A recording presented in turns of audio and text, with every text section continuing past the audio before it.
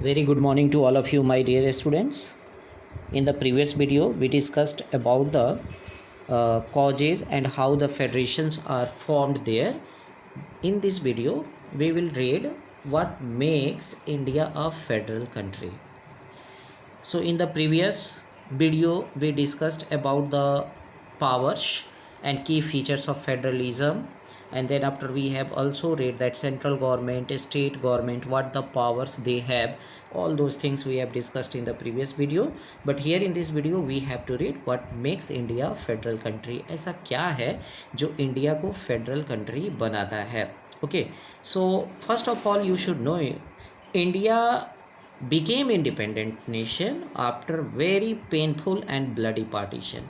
You already know 1947 का जो bloody partition था India and Pakistan. So the constitution declared India as a union of states. Union of states जिसमें आपने देखा कि हमारे भारत के साथ जो समस्या है वो क्या है, होल्डिंग टुगेदर फेडरेशंस है ना, होल्डिंग टुगेदर है, कमिंग टुगेदर नहीं है, holding together. So the constitution of India declared its as a union of states and the Indian Union is based on the principle of federalism. About that we are reading here. So first of all, two tier of governments are there, two levels of governments are there in India. The union government, that is also known as the central government, and that of the state government. So we have already read this, and here three tier of system of government we have to read. Means the India Union, as India is union of states, is based on the principle of federalism. Okay, so the constitution provides threefold distribution of legislative powers between the union and state governments. Okay, so third tier of government, see two tier of government we are discussing here, that the central government or the union government and state governments. But in 1993 students, a third tier of federalism was added in the form of panchayats and municipalities also. यानी तीसरे level की government भी जोड़ी गई, that are known as the local government. Okay, and all the legislative powers between the union government and the state government are also shared by these three form of governments. Okay, so first of all, what the list means, all the subjects of interest of the common people related to the security, and all these have been categorized or divided into three lists. First, that is the union list, means that includes subjects of national importance.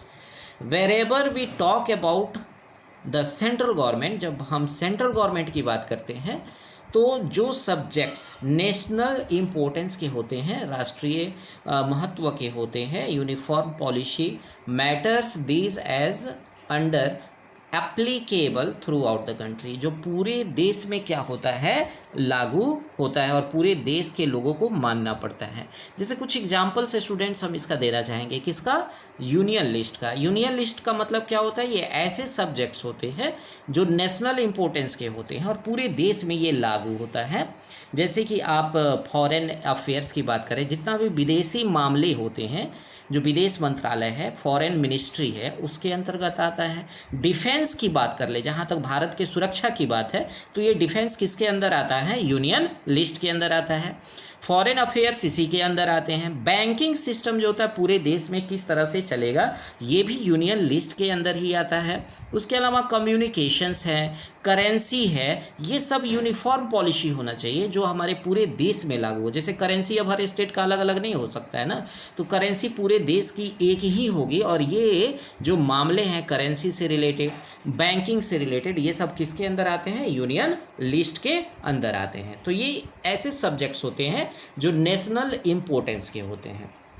तो मुझे लगता है आप समझ गए होंगे कि union list ऐसे मामले होते हैं जो सेंट्रल गवर्नमेंट के अधीन आते हैं और पूरे देश में यूनिफॉर्म पॉलिसी के साथ आते हैं, है ना।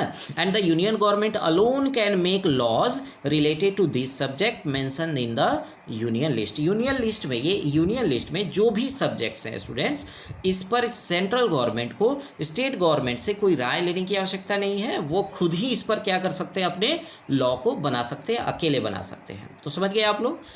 दूसरा लिस्ट की बात करते हैं, that is state list. Okay, so it includes the subjects of the state and local importance. यानी स्टेट लिस्ट में ऐसे सब्जेक्ट आते हैं जिसमें स्टेट से रिलेटेड जो विषय हैं, मामले हैं, और लोकल इम्पोर्टेंस जैसे पंचायत है, म्यूनिसिपैलिटीज़ है, ये सब किसके अंदर आता है, इसी के अंदर आता है। And the state government have power to make laws on matters on this list. और स्टेट गवर्नमेंट को ये पावर होता है कि वह इस मामले पर क्या कर सकती है, वह अपना ये बना सकती है।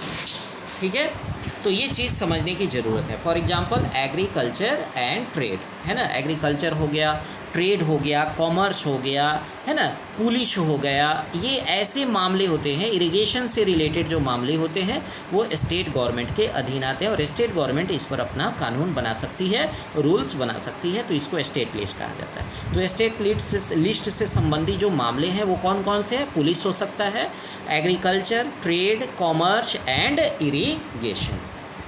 And second that is concurrent list, जिसको कंकरेंट लिस्ट भी हम लोग बोलते हैं। So it includes the subject of common interest, यानी ये दोनों के अधीन आता है, सेंट्रल गवर्नमेंट के अधीन भी आता है और नेशनल आपको स्टेट गवर्नमेंट के अधीन भी आता है। And both the tiers of government mean central government as well as state government can make laws on matters of this list. For example education and marriage, ये ऐसे मामले हैं जिस पर स्टेट गवर्नमेंट भी अपना डिसीजन ले सकती है, अपने अधीन कर सकती है, और आपको सेंट्रल गवर्नमेंट भी इस पर क्या कर सकती है, रूल्स बना सकती है। लेकिन एक चीज़ याद रखने वाली बात है स्टूडेंट्स कि if the laws made by central government and state governments conflict with each other, एक दूसरे से अगर विवाद हो जाए, एक दूसरे से अगर किसी तरह की मतभेद हो जाए, तो the law made by the central government will prevail. यानी सेंट्रल गवर्नमेंट का जो लॉ होता है उसे ही माना जाता है। ठीक है students. The left over subject जैसे कंप्यूटर सॉफ्टवेयर, जो उस समय जब बने हमारे संविधान में, जब ये विषय शामिल किए गए, तो some subjects were not included there as they were not emerging at that time, but computer software that came much after later on when the constitution was made up, so as known as residuary subjects। इनको क्या बोलते हैं, residuary subjects बोलते हैं। जैसे union government has the power to legislate on these residuary subjects, मतलब central government को ही पावर है कि वह इन पर अपना कानून बना सकती है। तो इस तरह ये मामले आपको समझ में आ जाने चाहिए कि हमारे यहाँ जो यूनियन है वो 3 तरह के प्रिंसिपल पर बेस्ड है, 3 तरह के लिस्ट पर बेस्ड है।